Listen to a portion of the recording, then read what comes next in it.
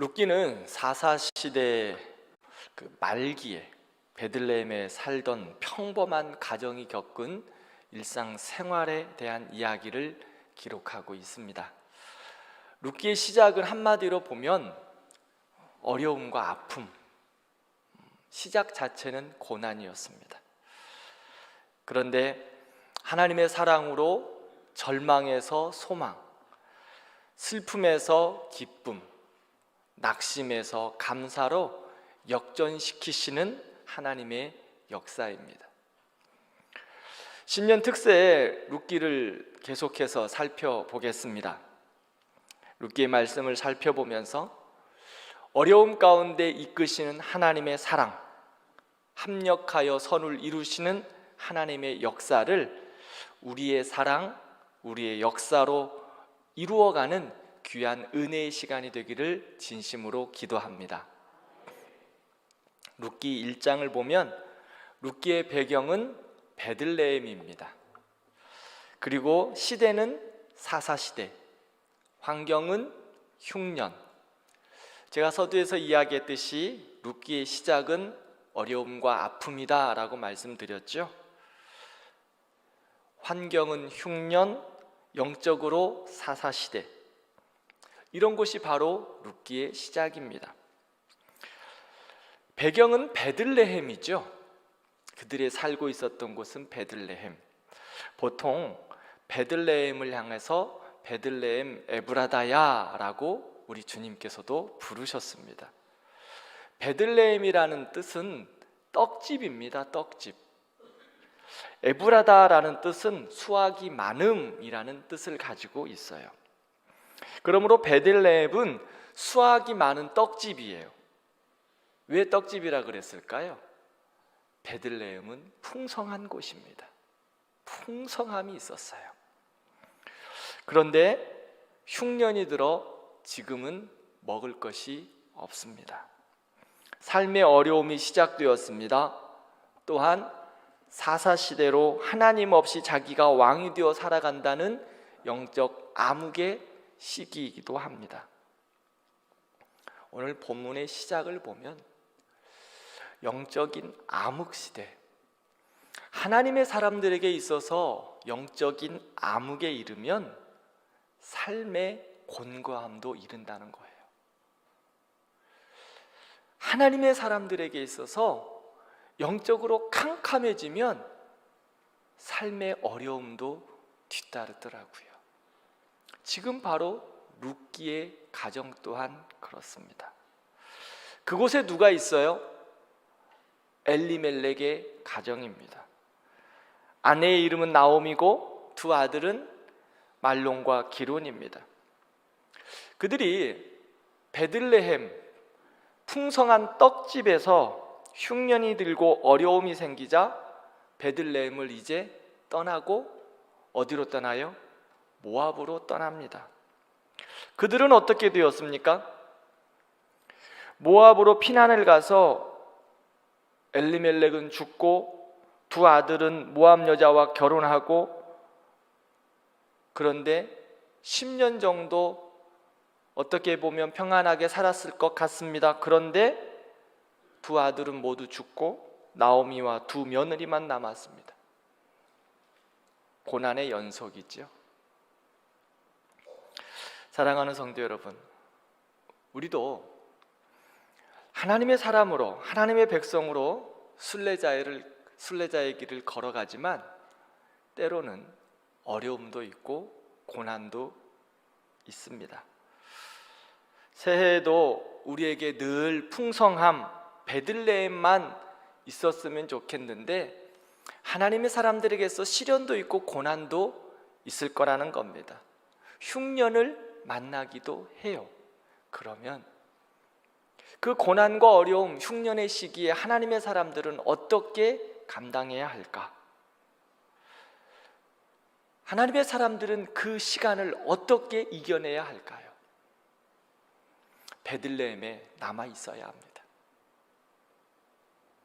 떠나지 말고 하나님이 부르신 그 자리, 그 베들레헴에 남아 있는 것이 복입니다. 하나님은 하나님의 사람들을 그 부르신 자리, 있어야 할 자리, 맡기신 자리에 남아 있어야 합니다. 힘들고 어렵고 아프고 곤고함이 있더라 할지라도 하나님이 부르신 자리, 하나님이 택하신 자리, 하나님이 원하시는 맡기신 그 자리에 남아 있어라 라고 말씀하고 있습니다. 엘리멜렉은 하나님은 나의 왕이십니다 라고 선포하는 이야기입니다. 그의 이름 자체가 바로 엘리멜렉, 하나님은 나의 왕이십니다 고백하고 있어요.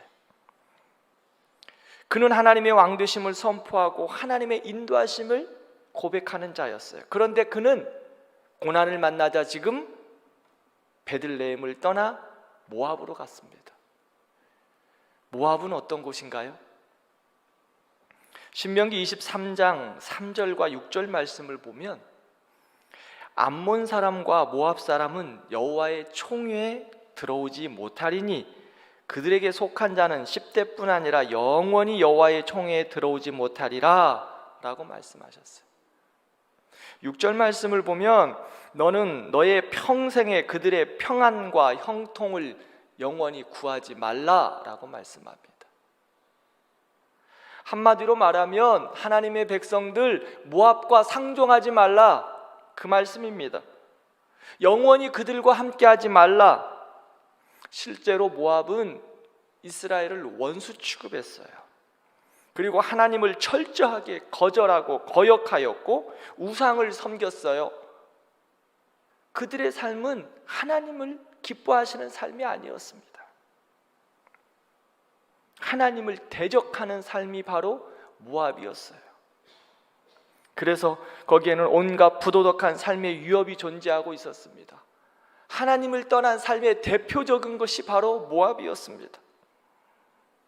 그러기에 아무리 그곳에서 형통이 있고 평안이 있고 부유함이 있지만 그것들 부러워하지 말라라고 말씀합니다. 그리고 그들의 형통과 평안함 구하지 말라라고 오늘 성경은 말씀합니다.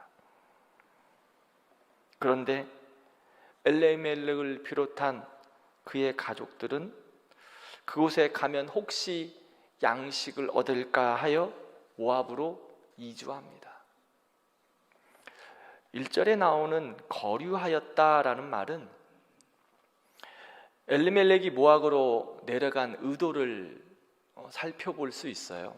여기서 거류했다라는 말은 잠시 머물다라는 것을 의미합니다. 따라서 엘리멜렉이 처음에 모압으로 내려갔을 때는 흉년을 피해서 잠시 머물려고 간 것 같아요. 그럴듯한 선택이죠. 이 이유는 타당합니다. 베들레헴 떡집에 떡이 없으니까 떡 좀 구하러 세상으로 내려간 거예요. 충분히 이해가 돼요. 어떨 때는 우리 모두도 이러한 엘리멜렉의 방법과 선택이 옳다라고 이야기하기도 합니다. 또한 우리도 그런 선택을 할 때가 많이 있는 것 같고요. 그런데 엘리멜렉이 어떻게 되었을까요? 거기서 몇 년을 살았습니까? 10년을 살았습니다. 잠깐 머문다는 것이 10년이 되었어요. 처음에는 좋았지요.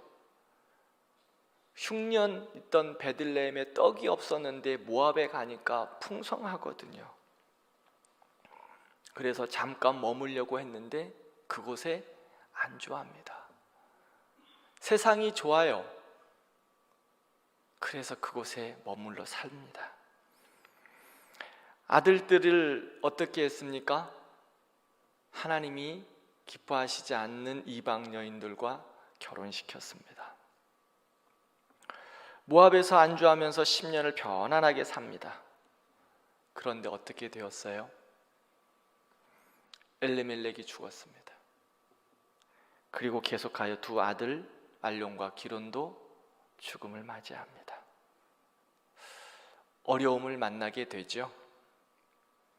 육신의 양식을 얻겠다고 잠시 떠나간 곳이 그들에게 오히려 더 더 극심한 흉년을 경험하게 합니다. 이 정도면 괜찮겠지 했는데 이제는 엘리멜렉의 가정 전부를 흔들어 버렸습니다. 엘리멜렉은 하나님을 왕으로 모시고 살아야 하는 하나님의 백성입니다. 그 시대의 모든 사람들이 자기의 마음대로 자기가 왕이 되어 살아갈 때에도 그는 그의 이름에 부끄럽지 않게 하나님은 나의 왕이십니다라고 고백하며 살아가야 할 하나님의 사람이었다는 거예요. 그런데 그는 그의 정체성을 잃어버렸어요. 모압으로 이주하고 처음에는 좋은 것 같았는데 결국은 어려움과 고난이라는 것이지요. 하나님의 사람들의 부르심의 자리, 은혜의 자리, 하나님의 사람들은 그 자리에 남아 있어야 합니다. 그 자리에 붙어 있어야 합니다. 어떤 시련과 아픔이 있다 할지라도 하나님께 가까이 함이 내게 복이라고 말씀합니다. 그러므로 하나님을 가까이 하고 그 안에 남아 있어야 합니다. 사랑하는 성도 여러분, 하나님은 하나님의 사람들에게 하나님의 자녀의 정체성을 가지고 살아가라고 말씀하고 있습니다.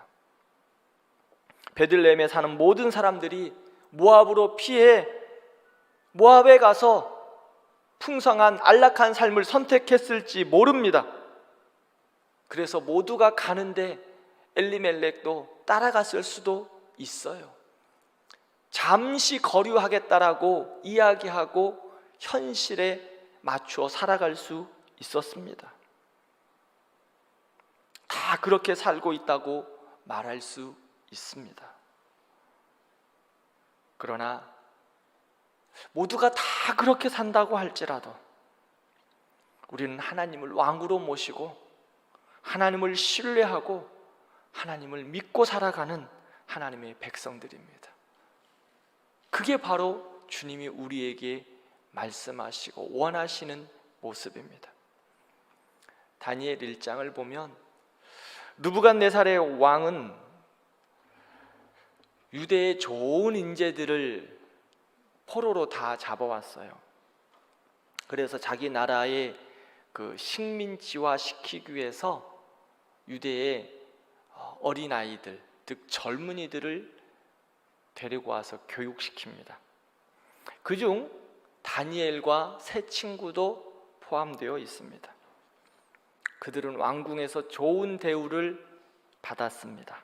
그런데 다니엘과 세 친구는 바벨론 포로로 잡혀가 왕궁에서 우상에게 제사한 왕의 진미를 먹지 않겠다고 합니다.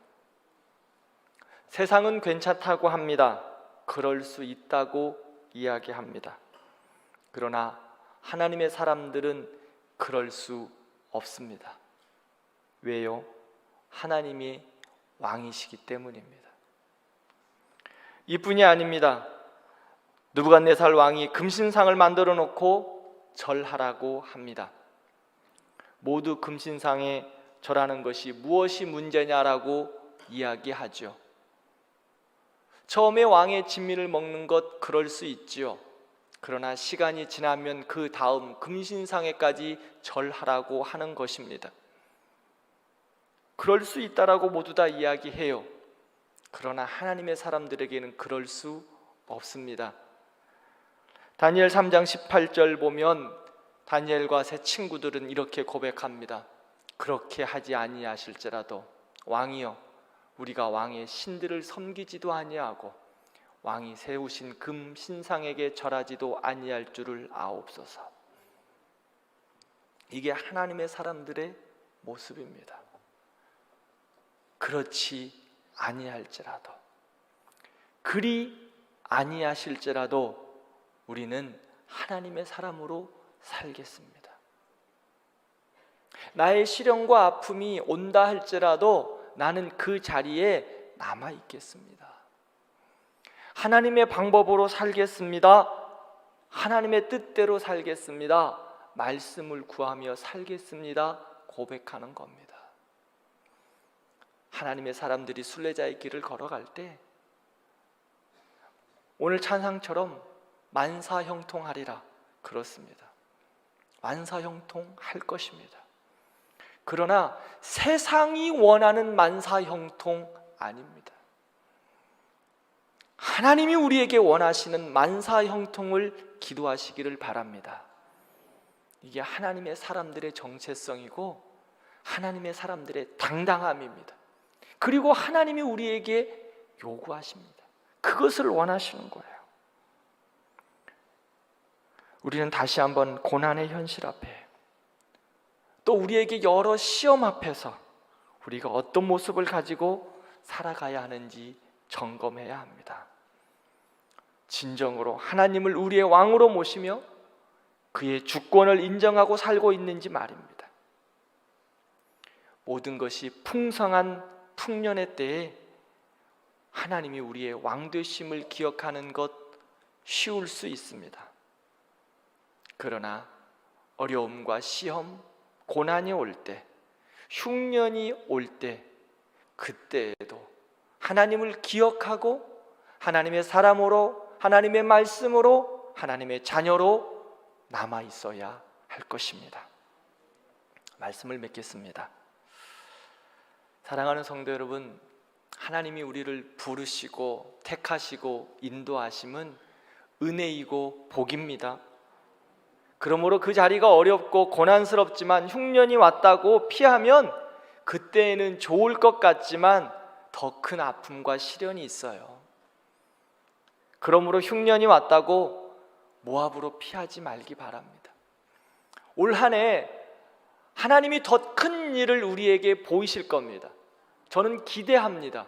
그런데 성도 여러분, 하나님이 우리에게 더 큰 일을 주시기 위하여 때로는 시련도 있어요. 때로는 어려움도 있어요. 그것은 하나님의 사람들을 더 든든히 세우시게 하기 위한 하나님의 방법이세요. 하나님께서 더 큰 일을 부어주시기를 원하는데 그릇을 넓히게 하기 위해서, 털을 더 견고히 다지게 하기 위해서 그것을 활용하고 그것을 이룰 수 있는 사람으로 하나님께서 우리를 세우시기 위하여 고난도 있고 시련도 있고 아픔도 있을 거라는 거예요. 그러나 그것들을 우리에게 주실 때 어떻게 감당하느냐? 하나님의 사람으로 하나님이 더욱더 든든하게 세우실 때 고난과 시련 회피하지 마시고 모압으로 떠나지 마시고 그 자리에 남아 계세요. 하나님이 여러분들을 강하게 붙들어 주실 거예요. 그 다음 하나님이 여러분들을 더욱더 크게 쓰실 거예요. 여러분들의 가정 하나님이 더욱더 세워주실 거예요. 우리 교회에 하나님이 더 큰 일들을 보여주실 거예요. 사랑하는 성도 여러분, 하나님의 사람들로 그 자리에 남아서 하나님의 사람됨을 드러내기를 진심으로 축복합니다. 시편 62편 5절 말씀을 함께 읽겠습니다. 나의 영혼아 잠잠히 하나님만 바라라. 무릇 나의 소망이 그로부터 나온. 할렐루야. 나의 영혼아 잠잠히 하나님만 바라라. 이 말씀은요, 시편 62편은 다윗이 어떤 상황인 줄 아십니까? 자기 아들 압살롬에게 반역을 당해서 도망하고 있어요. 정말 답답한 시간이죠. 정말 애통해야 할 시간이에요. 그런데 그는 아들 압살롬에게서 쫓겨가면서 고백해요. 나의 영혼아 잠잠히 하나님만 바라라. 나의 소망이, 나의 도움이 그로부터 나오는도다. 절대적인 하나님을 향한 신뢰와 고백입니다. 사랑하는 성도 여러분, 우리의 삶 가운데 올 한 해에 하나님이 부어주실 은혜들을 바라보며 때로는 시험, 때로는 눈물, 때로는 고난, 그곳은 우리에게 유익을 주지 못합니다. 그러기에 나의 영혼아 잠잠히 하나님만 바라라. 잠잠히 하나님 앞에 기도하고 주 앞에 손을 들고 금식하며 나아가 주의 은혜를 구하는 우리 모든 성도들 되기를 축복합니다. 그러면 하나님께서 합력하여 선을 이루게 하실 것입니다. 우리가 알거니와 하나님을 사랑하는 자 곧 그의 뜻대로 부르심을 입은 자들에게는 모든 것이 합력하여 선을 이루느니라. 이거 다 외워야 된다 그랬는데 다 외우고 계실 거라고 믿습니다. 하나님을 사랑하는 한 길이, 하나님이 사랑하는 여러분, 모든 것이 합력하여 선을 이루십니다. 잠잠히 하나님만 바라시는 한 해가 되기를 진심으로 축복합니다.